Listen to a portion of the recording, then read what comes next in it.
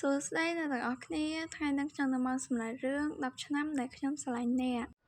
ដើមពេលដំបូងនៅឯមន្ទីរពេទ្យមានអាកាសធាតុត្រជាក់ហើយធ្លាក់ព្រិលទៀតផងបន្ទាប់មកយើងឃើញមានមនុស្សម្នាក់បានដើរចេញពីក្នុងមន្ទីរពេទ្យមកដែលមានសភាពត្រជាក់ខ្លាំងហើយមនុស្សម្នាក់ហ្នឹងគឺជាទូបឋមរបស់យើងនឹងឯងឥឡូវយើងហៅគាត់ថាទូស្រីមែនតើអ្នកទាំងអស់គ្នាព្រោះវាស្រួលហៅជាងបន្ទាប់មកទូស្រីរបស់យើងបានដើរទៅរកចំណតឡានក្រុងហើយបានខលទៅកាន់នរណាម្នាក់ប៉ុន្តែគ្មានការឆ្លើយតបនោះទេនេះគេមិនលើកទេឬនិយាយរួចទូស្រីក៏បានយកក្រដាសដែលពេទ្យបានឲ្យយកមកមើលរួចក៏បានមើលក្រដាសនោះចោលហើយក៏បានឡើងជិះឡានក្រុងពេលនៅតាមផ្លូវក៏បានព្យាយាមខលទៅម្នាក់នោះដែរ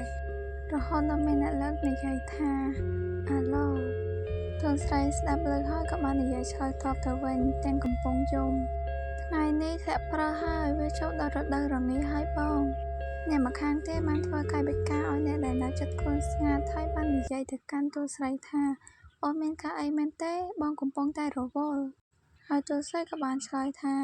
ជប់នេះបងមកផ្ទះទេពួកយើងដូចជាខាញ់ញ៉ាំបាយចំគ្នាយូរហើយម្នាក់ប្រុសនោះក៏នៅតែសួរទូស្រីទៀតថាមានការអីទូស្រីក៏បាននិយាយថាគ្មានអ្វីឡើយអូនគ្រាន់តែចង់ដឹងប៉ុណ្ណោះ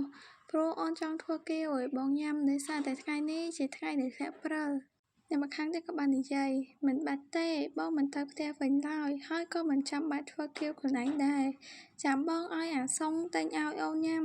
បានហើយបងរវល់ទូស្រីនិយាយមិនទាន់ចប់ផងអ្នកម្ខាងទៀតក៏បានជិតបិទឥឡូវកាលមកពេលដែលទូស្រីមកដល់ផ្ទះសំឡេងកណ្ដឹងក៏បានបន្លឺឡើងពេលនោះទូស្រីក៏បានទៅបើកទ្វារហើយក៏មានបរិសម្នាក់បានយកគាវមកឲ្យអ្នកបងខ្ញុំបានយកគាវមកឲ្យបងហើយទូស្រីក៏បាននិយាយទៅកាន់អាសុងថាលើកក្រោយឯងមិនចាំបាច់ចេញពីធ្វើការហើយយករបស់មកឲ្យបងបែបនេះទៀតក៏បានដែរកុំឲ្យខាងវិនស៊ូប៉ាឯងតាមអំពើចិត្តគេបេះដៃឯងក៏ហត់ដូចគ្នាអាសុងក៏បានឆ្លើយថាមិនអីទេវាគឺជាតួនាទីរបស់ខ្ញុំដែលត្រូវធ្វើតាមបញ្ជារបស់ចៅហ្វាយបងនៅត្រូវការអ្វីផ្សេងទៀតទេទូស្រីក៏បានឆ្លើយប្រាប់ទៅអាសុងថាមិនបាច់ទេប៉ុណ្ណឹងបានហើយឯងអាចត្រឡប់ទៅធ្វើការវិញបានហើយមិនអីទេបើអញ្ចឹងខ្ញុំទៅសិនហើយលាហើយអ្នកបងបាទលាហើយបន្ទាប់មកទូស្រីក៏បានយកគាវមកដាក់លើតុហើយក៏បានអង្គុយគិតស្រមៃដល់រឿងពីមុន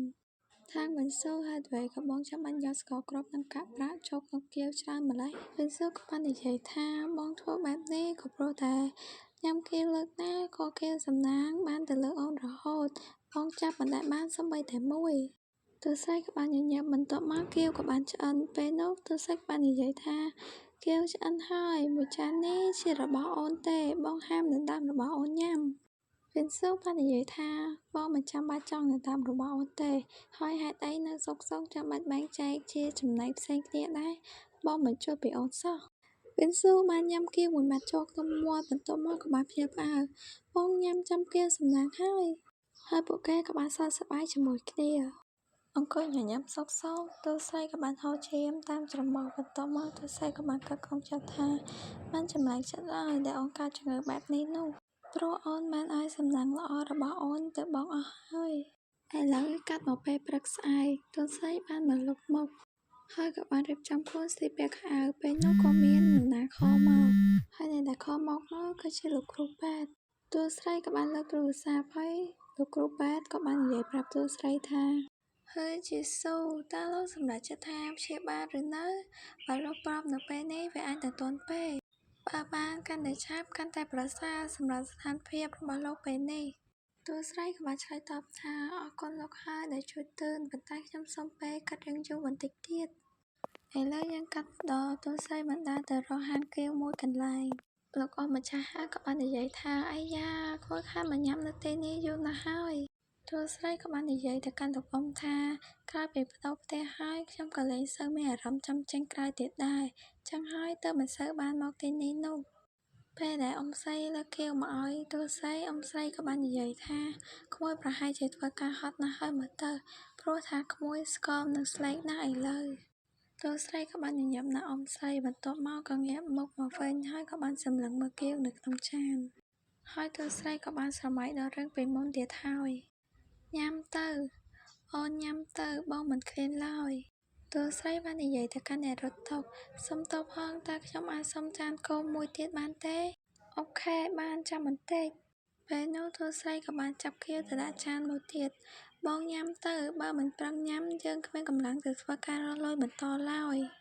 វិនស៊ូបានសម្លឹងមើលមុខទោះស្រីបន្ទាប់មកក៏ឱនមុខចុះហើយក៏បាននិយាយថាក្នុងមួយជីវិតរបស់បងគ្មានថ្មីធ្វើឲ្យអូនខកបំណងជាមួយបងឡើយជីស៊ូ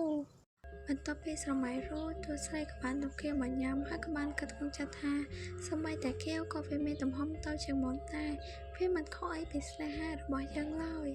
ហើយរឿងរបស់យើងក៏ចប់ត្រឹមតែប៉ុណ្ណេះណាអ្នកទាំងអស់គ្នាអរគុណអ្នកទាំងអស់គ្នាសម្រាប់ការទស្សនាហើយខ្ញុំក៏សង្ឃឹមថាអ្នកទាំងអស់គ្នានឹងចូលចិត្តរឿងថ្មីដែលខ្ញុំសម្រាយផងដែរ